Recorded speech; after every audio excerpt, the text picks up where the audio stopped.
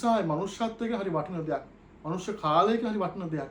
සා අප්‍රමත්තව ඔබට මට ගැලපෙන අර්ථය නෙවෙයි. තථාගත අනුශාසනය තුල දක්වන නියම අර්ථය උකහා ගන්නට උත්සාහ වන්න. කීයෙන් කී දෙනාද මේ ධර්ම කරුණු වල තිබෙන ශබ්ද ශක්තිය නිහාට ගියතු.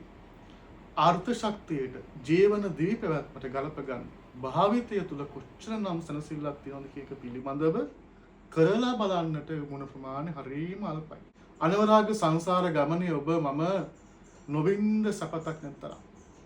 දිව්‍ය මානුෂීය සම්පත්වල බ්‍රහ්ම ලෝකවල මේ ආපු ගමන් මගේ කොච්චරනම් ශරීර ධර්මයෙන් ඉන්නේ නැද්ද? සතර අපාය ආදීෙහි මහගෙදර වගේ අපි කොච්චර වැටිලා ඒ සිරු ධර්මයෙන් කොච්චර දුක් වුණාසු විදිහට. මුල මැද අග කල්යාණව මේ බණ දහම දේශනා කරලා තියෙනවා. ප්‍රශ්නය තියෙන්නේ අපි භාවිතා කරන විදිහ සහ අපි අර්ථ ගන්න විදිහ සහ තථාගතයන් වහන්සේ අපට පෙන්වා දුන්න මාර්ගය තුලම අපි ගමන් කරනවාද? සූර්යා ලෝකේ වැටෙනවා. හැබැයි අපි වතුර යටටම වෙලා හිටියොත් එහෙම පිපෙන්නට අවස්ථාවක් ලැබෙන්නේ නැහැ. සමහරට ඔබට මට අවකාශය තියෙන්න පුළුවන් මේ මොහොතේ නිවන් දකින්න. හැබැයි අපි උත්සාහ ගන්න නැත්තම් මතකනේ කාල පුතා ඇසුර යහපත් වන තරමට තමයි ජීවිතයේ සොම්නස් වෙන්නේ. ඔබ අපේ ඇසුර තමයි පළවෙනිම සාධකයේ බවට පත් වෙන්නේ. අපේ අවසානයේ අපේ ගමන් මඟ අපේ නිවීම කොතනද පවත්වන්නේ කියන එක සහ අපේ සතුට කොතනද තියෙන්නේ කියන එක. සමන්ත චක්කවාලේසු අත්‍රා ගච්ඡන්තු දේවතා සද්ධම්මං මුනි රාජස්ස සුනන්තු සග්ග මොක්ඛදං ධම්ම ශ්‍රවණ කාලෝ අයං බදන්තා ධම්ම ශ්‍රවණ කාලෝ අයං බදන්තා ධම්ම ශ්‍රවණ කාලෝ අයං බදන්තා නමෝ තස්ස භගවතු අරහතෝ සම්මා සම්බුද්දස්ස නමෝ තස්ස භගවතු අරහතෝ සම්මා සම්බුද්දස්ස නමෝ තස්ස භගවතු අරහතෝ සම්මා සම්බුද්දස්ස අසේවනාච බාලානං පණ්ඩිතානං ච සේවනා පූජාච පූජනීයානං ඒතං මංගල මුත්තමන්තේ. ඓතිහාසික කෞඩාගල පුදබිමෙහි උතුම් කෞඩාගල මහ සැරුන් වහන්සේගේ වැඩ හිඳින උතුම් සර්වඥ ධාතුන් වහන්සේලාට නමස්කාර වේවා.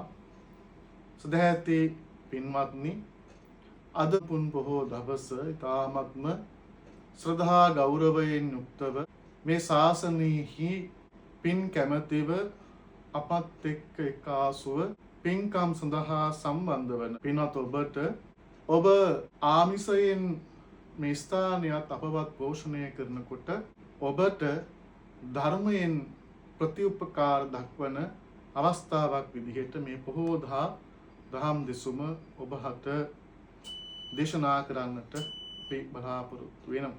පින්වත්නි, විශේෂයෙන්ම මා මාතෘකා කරන්නට යෙදුනේ ඔබත් මමත් කුඩා කාලයේ පටන් වසර දහස් ගණනක් නිතර සවන වැකුණු උතුම් වූ දේශනාවක් වන මහා මංගල සෝත දේශනාව අනුසාරයෙන් එහි පළමු මංගල කාරණා ත්‍රිත්වය පිළිබඳව අද දවසේහි ප්‍රවේශයක් සාකච්ඡාවට බඳුන් කර ගන්න.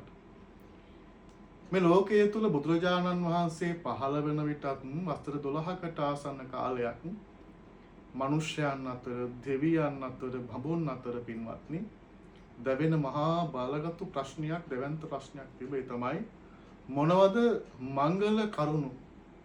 මෙතන මංගල කරුණු කියලා කියන්නේ සාර්ථකත්වයම නෙවෙයි. මංගල කරුණු කියලා කියන්නේ යහපත් දෙවි පැවැත්මකට, සතුටු සොම්නස් දෙවි පැවැත්මකට අවශ්‍ය කරන කරුණු, වැඩි යුතු කරුණු, පිළිය යුතු කරුණු, මංගල සලකුණු මොනවද කියන එක පිළිබඳව මිනිස්සු අතර වාදයන්, මතවාදයන් ගොඩනැගුණා.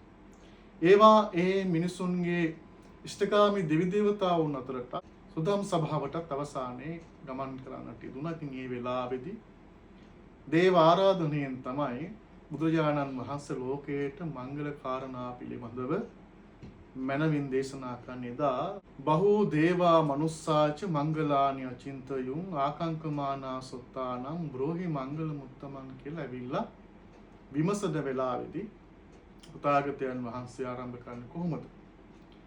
අසේවනාච බාලානං පණ්ඩිතානං ච සේවනා පූජාච පූජනීයානං ඒතම් මංගල මුත්තමන්. ඉතින් දවසේ මේ කරුණු තුන පිළිබඳව කෙටියෙන් සාකච්ඡා කරන්න බලාපොරොත්තු වෙන්නේ. නිසා හොඳින් අහන්න සුනාත ඒ වගේ මේ කියන වචනයන් පිළිබඳව හොඳ අවධානයෙන් ශ්‍රවණය කරලා ඒවා මනවින් ඔබට මට ගැලපෙන අර්ථය නෙවෙයි තථාගත අනුශාසනය තුල දක්වන නියම අර්ථය උකහා ගන්නට උත්සාහ වන්න සහ ඒ දේශනා කරන ධහම තුල චරාත පුළුවන් විදිහට ශක්ති ප්‍රමාණයෙන් උත්සුක වන්නට ඕන අප්‍රමත්තව ඒ දේවල් තමන්ගේ ජීවිතයට එකාසු කරගන්න. අපි නිතර මේ දේශනාව පිරිතක් විදිහට ආරක්ෂක මන්ත්‍රයක් විදිහට නිතර අපි ශ්‍රවණය කරනවා කියනවා. නමුත් කීයෙන් කී දෙනාද මේ ධර්ම කරුණු වල තිබෙන ශබ්ද ශක්තිය නිහාට ගියපු අර්ථ ශක්තියට ජීවන දිවි පැවැත්මට ගලපගන්නේ. මේ ධර්මයේ පින්වත්නි බබලන්නේ වැසුණු තරමට නෙවෙයි විවෘත වෙච්ච තරමට. ඒ කියන්නේ නිකන් ලස්සනට වැඳ පුදමින් පමණ සජ්ජායනෙන් පමණ සජ්ජායනාවෙන් පින් සිද්ධ වෙනවා. කුසල් දහම් වැඩෙන්න අවශ්‍ය වටපිටාව සකස් වෙනවා. හැබැයි එතනම නතර වෙලා හිටියොත් එහෙම මේ ධර්ම කරුණු පිළිබඳව බුදුරජාණන් වහන්සේගේ විග්‍රහයන් දේශනාවන් කොහොමද වඩන්ට ඕනේ, වැඩි යුත්තේ කුමක්ද, ප්‍රහීන කළ යුත්තේ, විරමණය කළ යුත්තේ කුමක්ද කියන එක පිළිබඳව හොඳ යෝනිසෝ මනසිකාරයෙන් සවිඥානිකව ධර්ම විනයට බහලා බලමින් එය තමන්ගේ සිත තුළ, තමන්ගේ වචනය තුළ, තමන්ගේ ක්‍රියාව තුළ, භාවිතය තුළ කොච්චරනම් සනසිල්ලක් තියෙනවද කියන එක පිළිබඳව කරලා බලන්නට මුණ ප්‍රමාණය හරිම අල්පයි. නිසා ඔබ උත්සුක වෙන්න ඕන, අප්‍රමත්ත වෙන්නට ඕන මේ ධර්ම කාරණා ජීවිතයත් එක්ක ගලපමින් ජීවිතෙහි එකතු කරගන්න වඩන්නට. නිසා කල්පනා කරන්න මේ ලෝකයේ ධර්මයේ හා සමාන වෙන මවෙක් නේ ඔබට මට. අම්මා තාත්තා ලෝකයේ ජීවිතයේහි මෙලව පිළිබඳව හරිම ආදරයෙන් කරුණාවෙන් අපට පෙන්වා දෙනවා. හැබැයි ධර්ම මිනිහත් එක්ක ගත්තාම එයා පිට කියන්නේ මොකක්ද? සංසාරේ වඩන එක පිළිබඳව. සසර දියුණු කරන්නට ඕන කියන එක පිළිබඳව. කොහොමද? හම්බ කරන්නට ඕන, දරු මල්ලෝ හදන්නට ඕන, නේද? මේ හීන වලට යන්නට ඕන. මිනිස්සෙක් විදිහට ලෞකික ජීවිතයේ දේවල් අත්‍යවශ්‍යයි තමයි. නමුත් අපි සංසාර පින්වත්නි අනන්තව සසර ගමන තුල මේ හැම සැප සම්පත්තියක් විඳලා තියෙනවා. අනවරාග සංසාර ගමනේ ඔබ මම නොවින්ද සපතක් නැතරම්. දිව්‍ය මානුෂී සම්පත්වල, බ්‍රහ්ම ලෝකවල මේ ආපු ගමන් මගේ කොච්චරනම් ශරීර ධර්මයෙන් ඉන්නේ නැද්ද? ඊටත් එහා නේ මේ සසර ගමන තුළ අපි යහපත් තලයන් වල උපදිනවට වඩා සතර අපාය ආදීෙහි මහගෙදර වගේ අපි කොච්චර වැටිලා ඒ සිතු ධර්මයෙන් කොච්චර දුක් වුණාසු විදිහට. නිසා සසර කියන එක පින්වත්නි ඔබ මට අලුත් දෙයක් නෙවෙයි. ප්‍රශ්නේ තියෙන්නේ මේ භවාන් සිතට වැටිච්ච හිත කෙලෙස් දහමුත් එක්ක ප්‍රබස්සර භාවයේ නැති වෙච්ච හිතට දකින්න පුළුවන් කමක් නෑ අපි එච්චර සංසාර ගමනක ආවා කියන එක. නිසා මේ දහම වඩමින්, ධර්මය ප්‍රගුණ කරමින්, සිර සමාධි ප්‍රඥා දියුණු කරමින් යම් කෙනෙක් අධිචිත්ත අධිප්‍රඥාවන්ට පත් වෙනවා නම් ඒ අයට තාමත් හොඳින් මේ පිළිබඳව දකින්න පුළුවන්. නිසා ඒ පිළිබඳ කතා වස්තු තථාගත දේශනාව තුළ, ජාතක පොතෙහි, ඒ වගේම විමානවත්තු, පේතවත්තු ආදී දේශනා තුළ, අපදාන පාළියෙහි දැක්වෙන මහරහතන් වහන්සේලාගේ කතා වස්තු වල, තේරි ගාථා, තේර ගාථා වල අනන්තවත් දැක්වෙනවා කොහොමද සංසාර ගමනක ඒ ඇත්තෝ සංසාර ගමන් කළේ, කොහොමද සැප වින්දේ, කොහොමද දුක් වින්දේ. නිසා සසර කියනක ඒ ඇත්තන්ට එලෙසනම් සංසාර ලෝකෙකින් ලොබ ස්වභාවයත් එක්ක ඔබ මමත් ඒ තැන්වල වැටිලා ඉන්න. ඉතින් අද ඔබ පුණ්‍යවන්ත වෙලා තියෙනවා මේ ෂණ සම්පත් සහිතව. ඒ වගේම පංචේන්ද්‍රයන් හොඳට පිහිටමින් ඒ වගේම මනස වියවුල් නොවේ නිර්වුල්ව යමක් පිළිබඳව හොඳින් හිතා බලන්න පුළුවන් ස්වභාවයක සකස් වෙමින් පින්දහම් කරගන්න පුළුවන් සම්බුද්ධෝත්පාද කාලයක බණ ඇහෙන පින්කම් කරන්න පුළුවන් සංඝයා වැඩ ඉන්න ත්‍රිවිධ චෛත්‍ය වැඩ ඉන්න පින්බිමක එහෙමත් නැතිනම් ප්‍රදේශයක එහෙමත් නැතිනම් ඒ දේවල් පිළිබඳව ගිහිල්ලා වැඳලා පුදලා පින් කරගෙන සිල් ගුණධම් වඩන්න පුළුවන් වටපිටාවක් අපි ඔබට ලැබිලා තියෙන නිසා බණ අහලා ඒ බණ තුළ තියෙන ධර්මතා මෙනෙහි කරලා ಗುಣ වශයෙන් වඩලා පරියප්තිය ප්‍රතිපත්තිය සහ ප්‍රතිවිද ලබන්ට තවමත් ඔබට මට මේ ලෝකයේ අවකාශය තියෙනවා. සා නිර්මල වූ ධර්මය තුළ ඔබම අහන්න, ඒ වගේම දරන්න, ඒ වගේම කරන්න පෙළඹෙන තරමට මේ ධර්මයේ තිබෙන ආනිසංසය ආශිර්වාදය අප්‍රමත්ව ලබන්න පුළුවන්කමට කිසිදු බාධකයක් ඇත්තේ නැහැ. ඇයි අපි එහෙම කියන්නේ? පින්වත්නි, වෛද්‍යවරයෙක් රෝගයකට දෙන බෙහෙතක් ඒ නිවැරදි ක්‍රමවේදයට සකස් කරමින් ඒ නිවැරදි ක්‍රමවේදයට මාත්‍රාවට භාවිතා කරනකොට රෝගිය පහ වෙන්න පුළුවන් ශක්‍යතාවය තියෙනවා. ඉතින් යම්කිසි රෝගියෙක් ඒ රෝගිය පිළිබඳව වැඩි කල්පනා කරන්නේ නැතිව එහෙම නැතිනම් රෝගියට දුන්න බෙහෙත පිළිබඳව නිවැරදිව සොයා බලන්නේ නැතිව එමත් රෝගියට දුන්න බෙහෙත් තුන්ඩු හෝ වේවා බෙහෙත් ටික හෝ වේවා දැක වැඳ පුද පුදා පමණක්ම ඉන්නවනම් ඒ කියපු කරපු ආකාරයට වෛද්‍යවරයාගේ නියමයේ පරිදි සකස් කරමින් කල්යල් බලමින් නිවැරදිව භාවිතා කරන්නේ නැතුව අපි දොස් කීවට හරියන්නේ නැහැ. රෝගී අනේ හොඳ උන්නේ දොස්තර මහත්තයා හොඳ නැහැ. ඒ බෙහෙත් හරි නෑ ලෙඩේ සුව වුණේ නැහැ කියලා. හැබැයි අපි මනාව ඒ දුන්න ක්‍රමවේදය භාවිතා කරමින් බෙහෙත භාවිතා කරනවා නම් අපේ රෝගිය සුව වෙන්නේ නැහැ. ඒ වගේ තමයි සංසාර රෝගා මහ බය. මේ සංසාරයේ නැමැති මහා රෝගයට අපේ තථාගතයන් වහන්සේ සසර දුකට විදුරාරන් වූ බුදුරජාණන් වහන්සේ ඊ타ත්ම මොනවට පිරිසුදුව පිළිවෙලට මුල මැද අග කල්යාණව මේ බණ දහම දේශනා කරලා තියෙනවා. ප්‍රශ්නය තියෙන්නේ අපි භාවිතා කරන විදිහ සහ අපි අර්ථ ගන්න විදිහ සහ තථාගතයන් වහන්සේ අපට පෙන්වා දුන්න මාර්ගය තුලම අපි ගමන් කරනවාද? ඒ නිසා ඔබට මට තේන්නේ කරන්නට මොකද්ද? මේ තථාගත දේශනාව තුල හික්මෙන්න විනේය ජන පද්මයක්සේ සූර්යා ලෝකේ වැටෙනවා. හැබැයි අපි වතුර යටටම වෙලා හිටියොත් එහෙම පිපෙන්නට අවස්ථාවක් ලැබෙන්නේ නැහැ. නිසා අපි ඒ අවිද්‍යාව තිමිර පටලයේ කඩාගෙන ජල මතු පිටට එනවා පද්මයක්සේ පැමිණියොත් පමණයි අපට මේ ධර්මයෙන් විකසිත වෙලා මේ විමෝක්ෂය සාධනය කරනවා. නිසා මංගල සූත්‍ර දේශනාවත් හොඳටම ඇති නිවන් දකින්නට.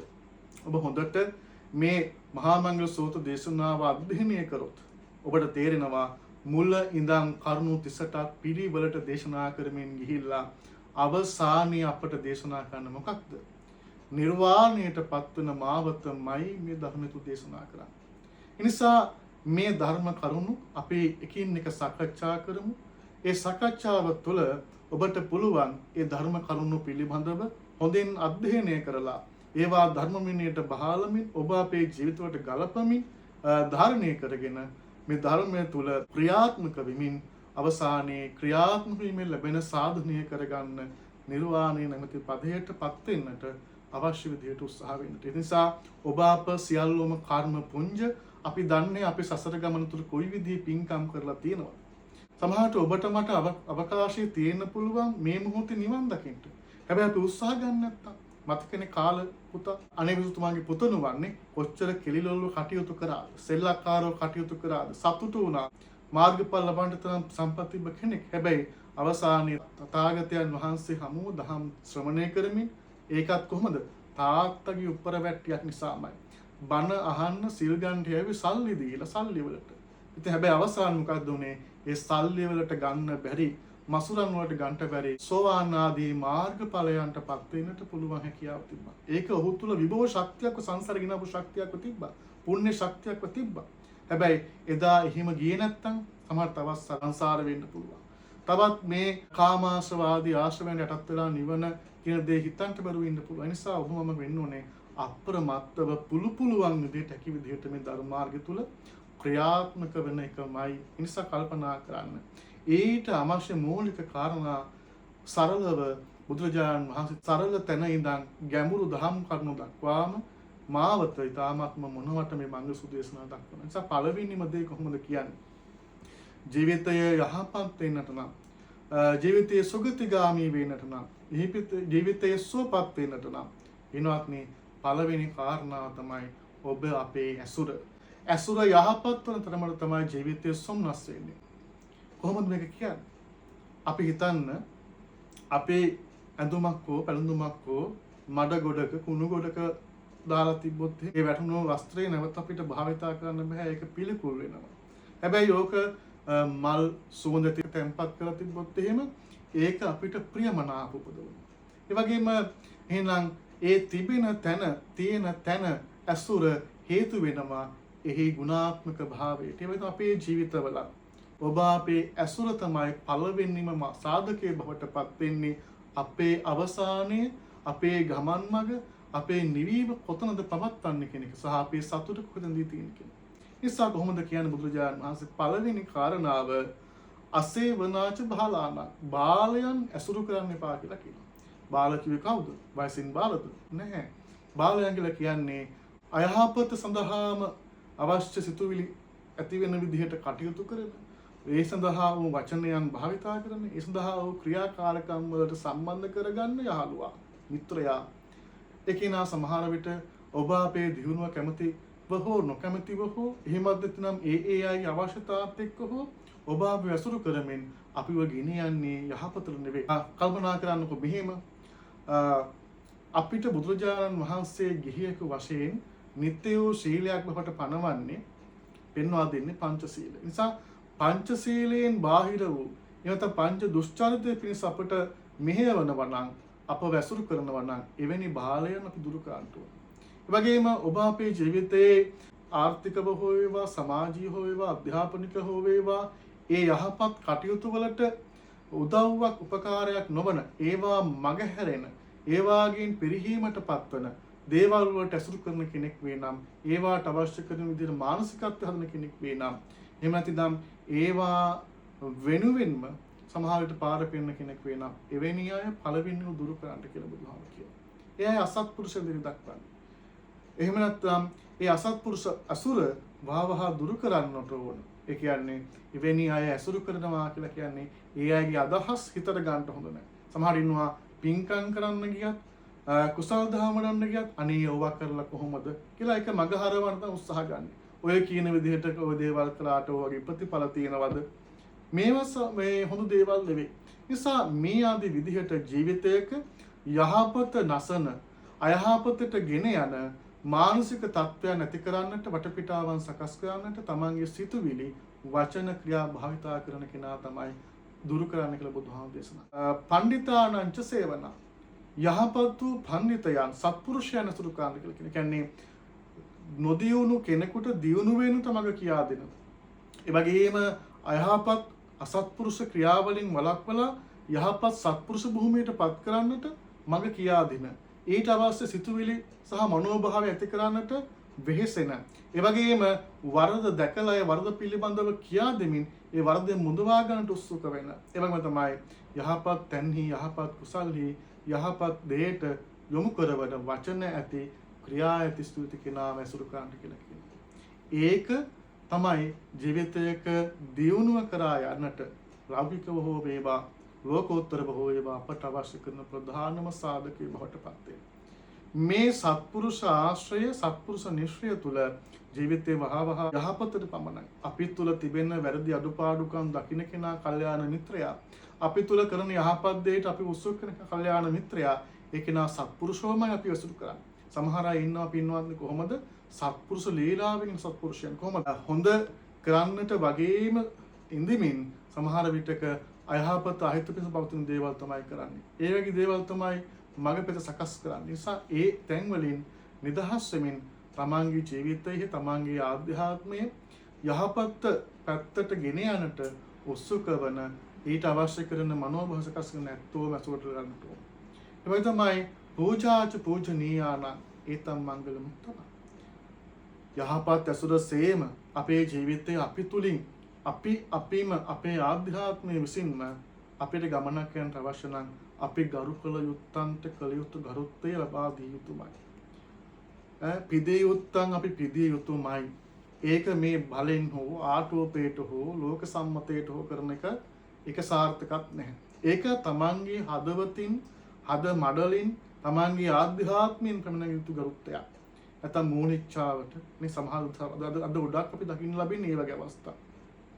මොකද්ද ගරු කරනවා කියලා සම්මුඛයේ පේනවා. හැබැයි නැති තැන බනිනවා, දොස් කියනවා, අඩුපාඩුකම් කියනවා.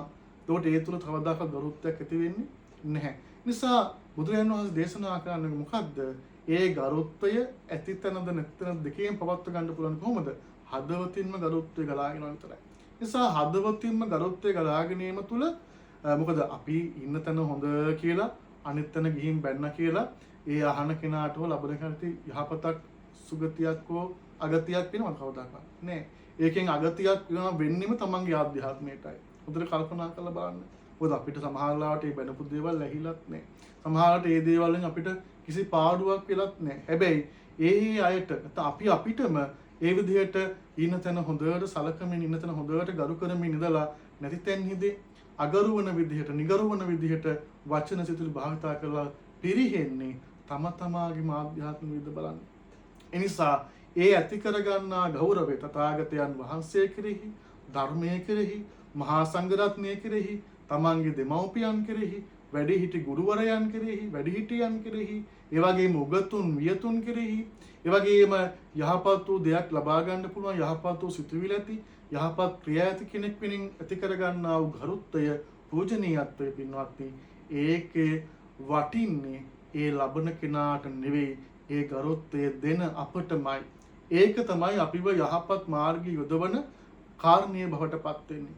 ඒ කාරණීය තමයි ඒ ගරුත්වය තමයි අපේ සියලු ගුණධම් වැඩෙන තැන බවට පත් වෙන්නේ. නිසා පින්වත්නි කල්පනා කරගන්න තථාගතයන් වහන්සේ මේ බණ කියලා තියෙන්නේ මොකක්ද? තමන්ගේ අභ්‍යන්තරික තමන්ගේ ආධ්‍යාත්මික දියුණුව වෙනුවෙන්මයි. අවසානයේ මොකක්ද වෙන්නේ? තම තමා කෙරෙහිම තිබෙන ಗುಣ අගුණතාවයන් තමයි අඩු වැඩි වශයෙන් දියුණු වෙන්නව පිරිහෙන්නේ. නිසා වැදගත්ම වෙන්නේ තම ස්වකීය ආධ්‍යාත්මීය සිත මනාව රැකගෙන ඒ ආකාරයෙන් ජීවිතය ගලාගෙන යන්නට අවශ්‍ය කරන උත්සුක වීම, ඒ සඳහා අවශ්‍ය කරන මැදිහත් වීම, තමන් තුලින්ම සත්භාවයෙන්ම, ඒ වගේම යොන්සෝ මනසිකාරය, සිහිය පවත්ව ගන්නට බැරි වුණොත් මේ සියල්ලම කඩා වැටෙනවා. මේ මොකක්ද වෙන්නේ කියන එක පිළිබඳව, මේ පුද්ගලයා කවුද කියන එක පිළිබඳව, මේන් ලැබෙන ඕ නොලැබෙන දේවල් පිළිබඳව හිතන්න මතන්න බැරි වුණොත්, ඒයින් ලැබෙන තෘප්තිය හෝ සන්තෘප්තිය හෝ සතුට හෝ ගැන විතරක් හිතන්නට කියොත් අපිට සමහර ලාවකට මොකද වෙන්නේ? අපිට කළ යුත්තේ, කතා කළ යුත්තේ, ඒ වගේම සිටිය යුත්තේ මගහැරිලා අපිට බොහෝ හොඳ දේවල් මගහැරෙන්න පුළුවන්. මොකද එහෙම මග හරවා ගත කරන්නට අපට කාලයක් ඇත්තේ නෑ ජීවිතේ. පින්වත්නි, ඔබට මට ලැබිලා තියෙන හරීම පොඩි කාලයක් මේ මනුෂ්‍ය භවය තුල. අප්පමිදම් භික්කවේ මනුස්සාණං ආයු. බුදුහාම දේශනා කරනවා මහණෙනි මේ ලෝකයේ මනුෂ්‍ය ආයුෂ අල්පයි. ඒ නිසා ගමනීය සම්පරාය. අනිවාර්යයෙන්ම අපි මේ හැම කෙනෙක්ම අද තරුණව ඉන්න පුළුවන් ඔබ, අද වැඩිහිටි වී ඉන්න පුළුවන් ඔබ, අද බාල වී ඉන්න පුළුවන් ඔබ, තරුණ වී ඉන්න පුළුවන් ඔබ. හැබැයි ඒ සියල්ල කාලය කෙමෙන් අපි මේ කතා කරන මොහොතක් පාසා වහ අපේ නැති වෙලා යනවානේ. අද සමහරට වැඩිහිටි කෙනෙක්ට තමන්ගේ ළමා කාලය අවසන්, තමන්ගේ තරුණ කාලය ගෙවිලා අවසන්. එතකොට අර ඒ දවස්වල තිබ්බ හොඳට ඇහෙන ජව සම්පන්න භාවය, හිතන්න පුළුවන් හිතේ ශක්තිය, ඊළඟට වැඩි කාලයක් වේලාවක් යමක් වෙනුවෙන් කැප කරන්න පුළුවන් ශක්තිය, ඒ හැම දෙයක්ම විය කියලා. ඒ නිසා අප්‍රමාදවම මේ ධර්මතා කරුණු ටික සකස් කර ගන්න උනා. නිසා බුදුරජාන් වහන්සේ නිතර දේශනා කළ මොකක්ද? මේ අප්‍රමාද ගුණය ඉදමින් මේ ධර්ම කාරණා ජීවිතයට ගලපා ගන්න කියලා. එයි ඔබට මට මේ මොහොත මගහැරුණොත් එහෙම ගිය කාලේ අපට නැවත ලබා ගන්න පුළුවන්කම නැහැ. ඒ නිසා විශේෂම කාරණාව මතක් කර ගන්න ඕන. මංගල දේශනාව තුළ ඔබට මට දේශනා කරන්නේ මේ ලෝකයේ තුල මිනිස්සු අතර විවිධාකාර මතවාද තිබ්බා. මොනවද? සමහර කෙනෙක් කිව්වා දිට්ඨ මංගලික පිරිසක් හිටියේ. ඒ කියන්නේ සමහර කෙනෙක් කිව්වා දකින්න දේ තමයි හරි මංගල සම්මත දේ කියලා. ඒ කියන්නේ ඉස්සරහට එනකොට හිස් කලෙන් ආවොත් එහෙම මේක ආව මංගලයක් කියලා කියනවා. අයහපත් ලකුණක් කියලා කියනවා. තමාට පිරුණු කාලය කරන් ආවත් ඒක හරි හොඳ සලකුණක් කියලා කව ජීවිතේට. ඒ වගේනේ හිතා හිටියා. ඒ වගේම තමයි ඇහෙන ශබ්දනේ. අදත් අපි ඉන්නෝනේ සමහර දාවට මම හරි හොඳ දෙයක් කරන්න යනකොට හිත පිටනවා. ගෙදර ඉන්න හුවන චොච්චොක් ගාවොත් එහෙම අනේ අපරාධය ඔක්කොම ඉවරයි පොඩ්ඩක් හිතලා යන්න.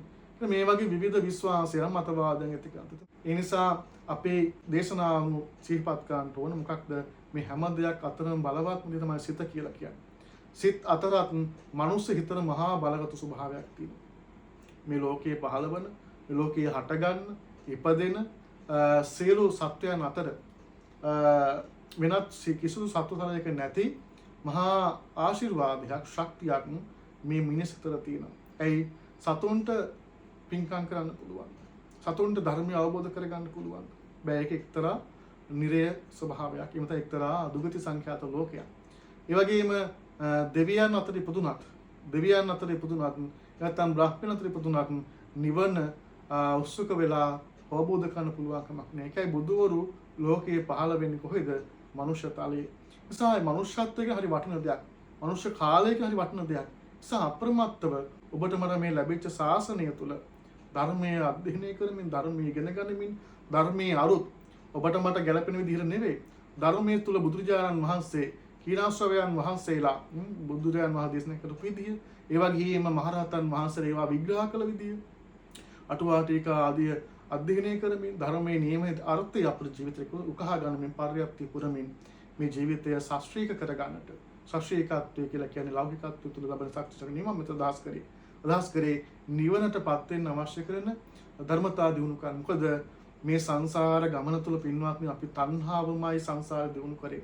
කාමාශ්‍රව, භවශ්‍රව, අවිද්‍යාශ්‍රව තුළම අපි මේ හිත නැවත වැටුනේ. මේ පංචේන්ද්‍රියන් මූලික කරගෙන අපි හැමදාම සංසාරේ ලස්සන ඇහෙන සුන්දර මේ දේවල් මත රැවටෙනමයි සංසාරේ ගමන් කරේ. නිසා හරිම ලේසි දෙයක්වත් නෙවෙයි මේකෙන් ගැලවෙන එක.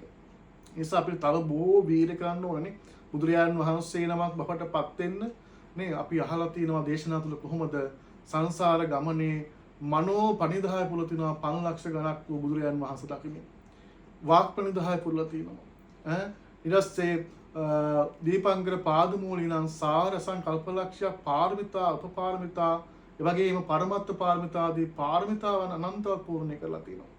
මහා වීරයක් වෙලා එහෙම මහා පින්කම් පාරමිතාවෙන් පුරමින් නැවිලා පින්වත් සිද්ධාර්ථ තාපසයන් වහන්සේට 6 අවුරුද්දක් දුෂ්කර ක්‍රියා කළා කියලා කියනවා. දේශනාවේ දක්වනවා. එහෙමත් මහා වීරවරලයි මේ ශාසනයේ මේ ධර්මයේ ලෝකයට විහා දක්වමින් තාගතයන් වහන්සේ බුද්ධත්වයට පත් වෙන, තවුසන බුද්ධත්වයට පත් වෙන. ඒ වගේම අපි දකින්න, අපි අහලා තියෙන, අපේ ධර්මයේ හම්බ වෙන සාරිපුත්ත මොග්ගල්ලාන, අඤ්ඤා කොණ්ණඤ්ඤ මහරහතන් වහන්සේලා ආදී මහා අග්‍ර ශ්‍රාවකයන් වහන්සේලා, මහා සීනාසයන් වහන්සේලා අවමේ සංසාරේ ඒකාසං කල්පලක්ෂයක් මේ කෙලෙස් කහටින් හිත මුදව ගන්නට වීරිය වඩලා ඇවිල්ලායි ගෞතම සාසනේ බුදුහාඳුව හම්බෙලත් මහස්සේ වීරිය වඩලා මේ ශාසනීය ධර්මතාවය අවබෝධ නිසා ඔබත් අප්‍රමත්තව ඒ මොනවා කරන්නටත් මේ ධර්ම මාර්ගයේ උත්සුක වෙන්න.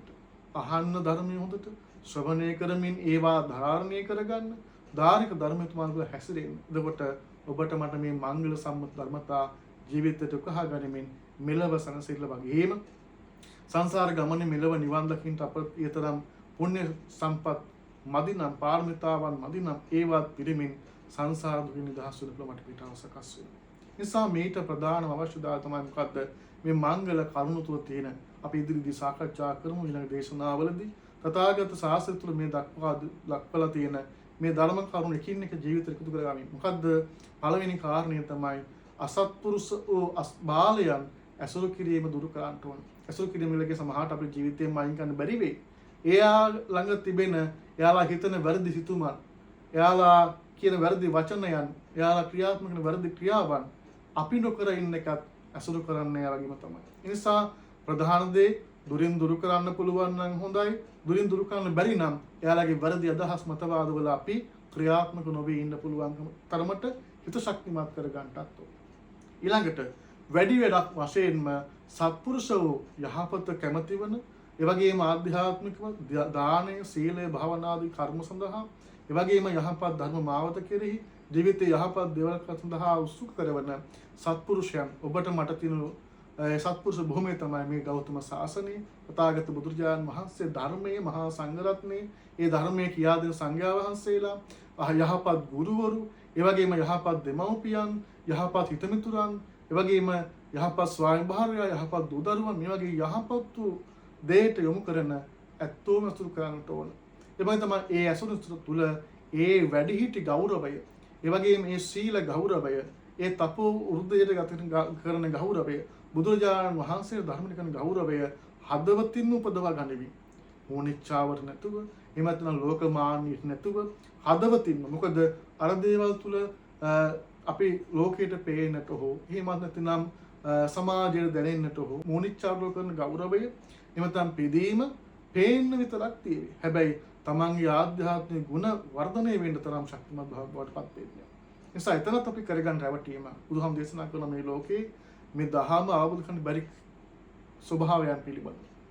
ඔබ අපේ ජීවිතවල යහපත් අසුර, අයහපත් අසුර දුරු වෙමින්, ඒ වගේම පිදියොත්තම් පුදමින් ගරු කරමින් ජීවිත ඉතිරි ධර්ම කාරණා ජීවිකාසු කරගනිමින් ජීවිතය දියුණු කරගන්න. මේ කාරණා තුනම ඇති ජීවිතය හොඳට සකස් කරගන්න. මොකද ඔය කාරණා තුන මත පිහිටමින් තමයි ඉතිරි ගුණධර්ම ටික සකස් වෙන්න පුළුවන් වටපිටාව ඔබ අපේ ජීවිතය හැදෙන්න. නිසා කල්පනා කරමු මේ අද දේශනාව ඔබට මංගල සම්මත දේශනාවක්ම වෙමින් ජීවිතයේ අයහපත් වූ අයකින් ඈත් වෙමින්, යහපත් වූ අය ජීවිතය එක්කාසු කරගනිමින්, අයහපත් වූ අයගේ අයහපත් සිතුවිලි මතවාද, අයහපත් වචන ක්‍රියාවන්ගෙන් වෙන් වෙමින්, ඒ වගේම යහපත් වූ අයගේ සිතුවිලි වචන සහ ක්‍රියාවන් වල තියෙන යහපත් භාවය තේරුම් ගනිමින්, ඒවා තම තමන්ගේ ජීවිතයට එකතු කර ගනිමින්, ඒ වගේම ගරුකොල යුත්තන ගරු කරමින් ජීවිත දියුණුව කරා ගෙනියන්නට අවශ්‍ය කරන කායික මානසික රෝගීමත් භාවය රත්නත්‍රි ආශිර්වාදයෙන් හිමි වේවා කියලා ඔබට ආශිර්වාද කරනවා.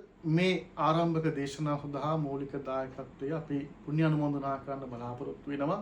විශේෂයෙන්ම කවුරාගල මහා සෑය සංරක්ෂණ මොහොතේදී අපිත් එක්ක දායකත්වයේ ලබාගෙන කටයුතු කරන විදේශගතව අබුධාබියේ සේවය කරන ඥානා කුමාරි මහත්මිය මාස 9කට එහා දී නිදන ප්‍රාප්ත වන්ට දුණු මදුක නිශාන්ත උතුණුවන් වෙනුවෙන් ඒ අයට සාංශාරික මෙවන් අකල් වියවන්ටපත් නොවි ධර්මයේ ඇසුර ලැබමින් යහපත් වූ සත්පුරුෂ ආශ්‍රය ලැබමින් සංසාර ගමන තුල පින්දහම් මනාපූර්ණේ කරගනිමින් අවසන අජර අමරව නිවිනින් සැනසෙන්නට මේ ධර්ම දානීය ආශිර්වාදේ පවතිවට අපි ආශිර්වාද කරනවා.